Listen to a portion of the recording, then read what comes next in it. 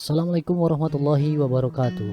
Aturan wilujeng tepangdang deui dulur-dulur anu di lembur, baraya-baraya anu di desa oge anu di kota. Dina waktos ayeuna di Tatang S Channel bade nyarios dongeng sasakala Sunda deui. Mugi-mugi acara dongeng ieu tiasa nyugemakeun etang-etang hiburan pangbrahmana. Pamiarsa anu acan wae subscribe sareng loncengna mangga ditole bae. Sareng anu bade komen atawa ngabagikeun dongeng ieu mangga. Mugi-mugi para mitra jadi seueur deui anu uninga sehingga budaya Sunda samakin jaya. Di Tatang S Channel ngahaturkeun wilujeng ngadangukeun mugi katampi sareng kabingahan ieu carios judulna nyaeta Ki Dipa Dibegal.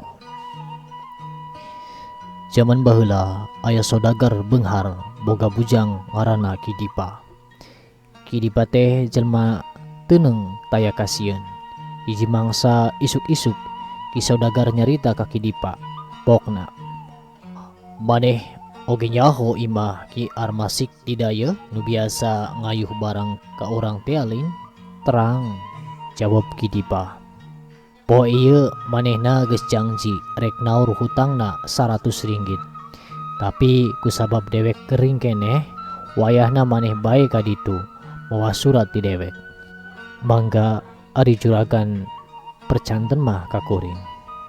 Balik ti ditu engke ulah buri teuing bisi poekeun di jalan. Hati-hati mawa duit, bisi kumaonam tah ieu suratna. Nyuhunkeun pidoana bae, mugi-mugi ulah aya halangan harung di jalan.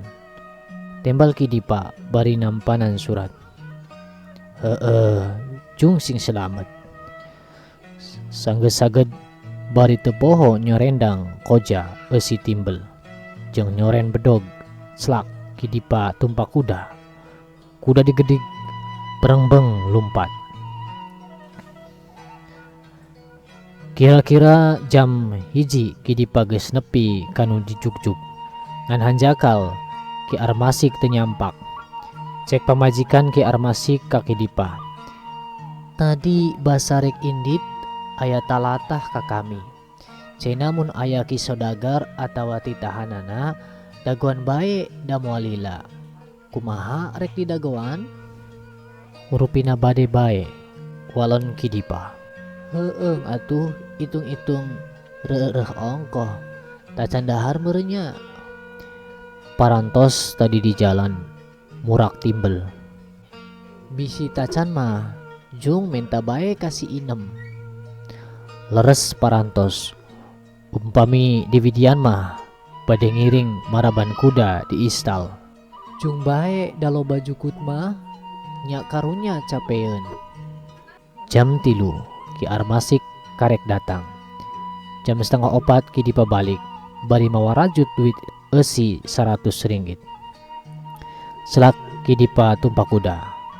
Berengbeng kuda lumpat bari teu eureun-eureun digedigan. Da sieun poekeun di jalan. Beki jauh jalan teh beuki sepi, malah tungtung nama teu ninggal deui aya jelema ngulampreng di jalan. Pus jalan teh abus ka leuweung. Di jalan rendang monyet tarurun tina luhur kai panobanana. Tayohna megat nu ngarilewat, nu sok ngalawur sangrai suuk atawa kulubna. Tapi narenco kuda nu lumpat mangpeng mah monyet-monyet teh nyingrai nyarisi. Di kejauhan Ki Dipa nenco aya awi malang di jajalanan kawas nu ngahaja ngahalangan nu lalar liwat.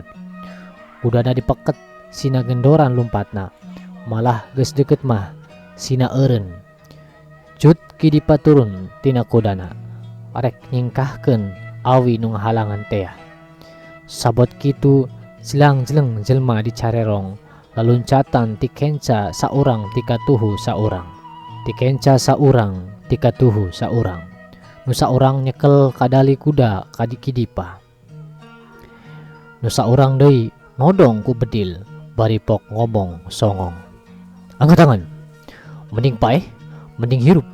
Mun hayang hirup kadiekeun eta duit kabeh. Tayohna nyahun Ki Dipa mawa duit loba.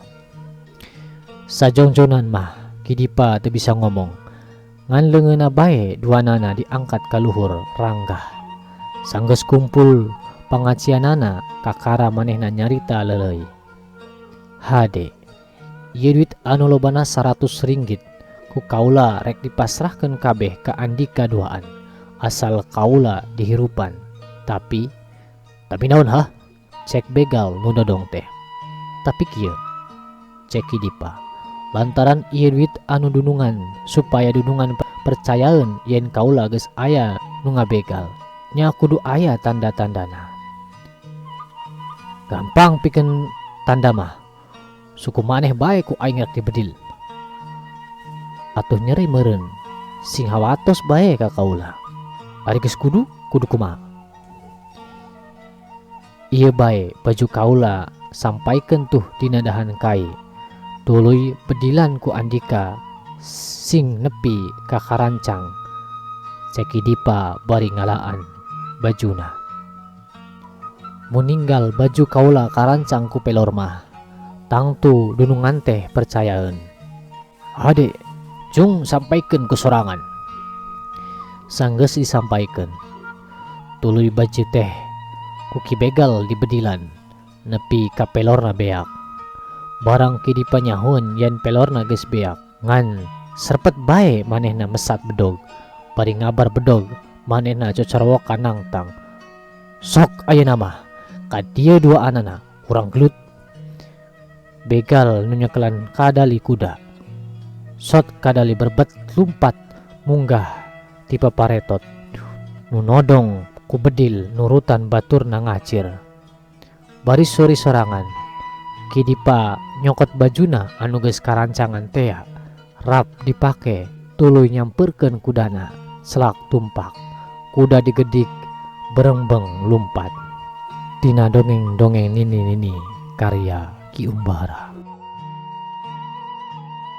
Hatur nuhun para wargi sadayana, hampunten bilih kurang merenah tina ngaoskeun naskah dongengna, tina merankeun masing-masing karakterna. Atuh pantau terus di Tatang Channel, mite ketinggalan dongeng-dongeng anu sejena. Simak abdi wasiat ka diri pribadi atuh umumna kabararea. Hayu urang semangatkeun kembali diajar sagala hal tentang kasundaan. Atuh mudah-mudahan kukitu carana jati diri Sunda henteu leungit, lain cuma di diri urang pribadi tapi juga di anak incu urang. Ari zaman baheula mah para pemuda ngikrarkeun hiji dina sumpah pemudana. Ku jalan eta maka bangsa Indonesia bisa lepas tina belenggu penjajahan. Nah, di zaman modern ayeuna budaya-budaya luar teu bisa dibendung deui asupna ka ieu nagara. Kusabab kitu ulah sampe budaya luhur Nusantara dijajah. Mangga urang sami-sami berjuang. Ami setiap generasi Indonesia tetap memiliki jiwa luhur ti para leluhur Nusantara. Wassalamualaikum warahmatullahi wabarakatuh. Sampurasun.